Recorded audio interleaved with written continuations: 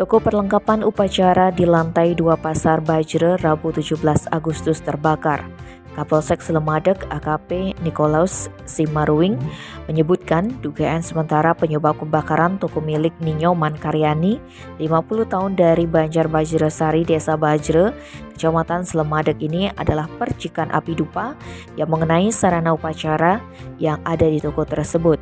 Kapolsek Nikolaus mengatakan kejadian berawal dari saksi Made Agus Uriantare, 45 tahun yang juga kepala pasar Bajre, melihat ada api di lantai 2 pasar, tepatnya di toko milik Ninyo Mankaryani pada pukul 11. Saksi Uriantare kemudian meminta bantuan warga untuk memadamkan api. Selanjutnya berkoordinasi via telepon dengan Kepala Desa dan Polsek Slemadeg untuk segera menghubungi pemadam kebakaran di Tabanan.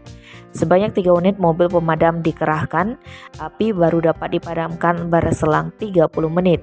Akibat kejadian tersebut, korban mengalami kerugian mencapai 50 juta rupiah. Tim Bali Express melaporkan.